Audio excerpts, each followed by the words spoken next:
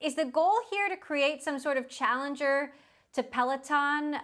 CEO John Foley has always talked about Peloton as really being a media company, despite all the focus on their supply issues with the bike. Yeah, that's a good question. Look, I would say that Beachbody already is a media company, and we're going to try to add. We will add a connected fitness bicycle to our proven business model. But we've been in business for 22 years successfully. We've grown to over $1 billion in revenue this year. We've been profitable. We have over 80 high quality, really premium programs for subscription in our catalog. And the catalog is really valuable and has just a really fantastic and well-loved fitness programs. And we have nutrition. So we have three legs of the stool. And the one we're going to add as we close this SPAC, we're going to buy Mixed Fitness, which is a really high quality bicycle. It's about half the price point of Peloton. And we think that that's going to be really add to the mix very well. Peloton does seem to get all the mind share, though. And I wonder how you think this is differentiated from that and where you think you have a competitive advantage. Well, we have a competitive advantage because we lead with content. And we also have more than 400,000 influencers or coaches for Beachbody in social media that drive an enormous amount of uptake of our product. So look, our competitive advantage is we can bring in consumers, we can market to them once very efficiently, and then circulate them among 3 different products. Our subscription content, which is a great tailwind for the company. You saw Disney Plus's Disney's earnings today. You can see how robust that industry is and that sector. Then we have connected fitness, which is what Peloton does, and we'll have a great bike, and we'll be competitive with them. And then we have nutrition, and that's the overall health and wellness category. So all 3 of these mega trends are combining to provide tailwinds for Beachbody, and that's our competitive advantage. And we come at it from a media perspective, and we're adding in the equipment, and I think it's the exact opposite of what Peloton is doing, coming from equipment and trying to become. You're doing this, right? You're doing this with Tom Staggs, former COO and CFO of Disney. Do you have day-to-day roles in this? How involved are you? And if it is more advisory, what else do you have your hands in? Well, for the SPAC, the Forest Road Acquisition Corp is the public SPAC, and Tom and I have been very involved in it. My official role as an advisor. Tom's on the board. I will be on the board of Beachbody when we do the merger, when we effectuate the merger, and when that happens after a regulatory review. So I'll be very involved with the team there. It's a great team led by Carl Deichler and John Congdon, the co-founders. So I'll be quite involved in Beachbody itself, and we were both very involved in the SPAC. We're doing some other stuff. I have an advisory role with Access Industries. They have Warner Music Group and a streaming service called DAZN, and we're looking at some other things too, maybe future announcements to make.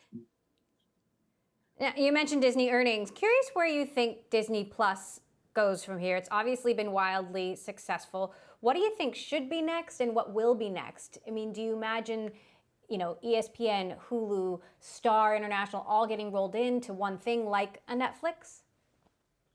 Well, we did the bundle when I launched Disney Plus and ESPN Plus. We decided, and I was running Hulu at the same time. We decided to bundle the 3 of them together to create a synthesized product because we thought that was a very powerful consumer proposition, and I think it proved to be. I think those will remain separate. Although I'm not at Disney anymore, I have no particular insight as to what their plans are. I think they'll probably remain separate in the U.S. I understand in Europe they're taking some elements of the general entertainment product and calling it Star and adding a Star tile to the Disney Plus product. So I think you'll see a little bit of a broadening of that product outside the U.S. I think in the U.S. they'll probably stay as separate services. It's doing really well. I'm really happy for the company and happy for the management team and my former teammates over there. They're crushing it. It's great. How do you think Bob Chapek is doing as CEO? Well, look, the results are speaking for themselves. He's restructured the company to. It looks like he's emphasizing streaming. It's the same thing I would have done, and I think that streaming is the future of the media component of Disney. There's also a big theme park and consumer products operation. I think he's look where the stock is. Look at the results. No complaints about that. Now, you were the CEO of TikTok for some 3 months before the Trump-China controversy. Now you've got the Biden administration looking at the Oracle deal. Does a deal happen? How does this story end? It is a really good question. I never thought when I was at TikTok that there had to be a deal. I think that there are a few things that are a valid concern. You want to make sure that data is encapsulated and protected and not accessed by foreign governments, especially the Chinese government. And I think that that is something that can be accomplished without a sale. I think that there is a high degree of transparency for moderation practices and how the algorithms work that is required, but not just of TikTok, but of all the different social media platforms, because they're very powerful voices, and those are governed by these algorithms that decide what you see and how you see it. And I think that the more transparency, the better, and the higher level of accountability, the better for TikTok, for Facebook, for all of and Instagram, for YouTube, really for all of the social media companies. That should be the objective, not forcing some manufactured sale of a part of a company. That I never agreed with. What do you think U.S. politicians get wrong about TikTok? Look, I think they think that TikTok is controlled by the Chinese government, and I just never found it to be the case. I think what they fail to see is TikTok is a delightful community. It's one of what I think we called it the last sunny place on the internet. It's fun. It's lighthearted for the most part. When it needs to be serious, it is, and people can express themselves as they see fit on it as a platform. But it's a fun, entertaining platform. It's less about communication, TikTok, in my mind, and much more about entertainment. I called it when I was there a social entertainment platform more than a social media platform. And I think it serves a great purpose, especially in the pandemic. I think people took a lot of pleasure in spending time with TikTok and being delighted by what's on there. I think it's a powerful platform. I think it's great. I think it's a wonderful product, and I think the team in China has done a great job with it. Now, I know you shared a little bit about this, but it would be interesting to know more. Why did you leave? And do you have any regrets about that? And would you ever go back?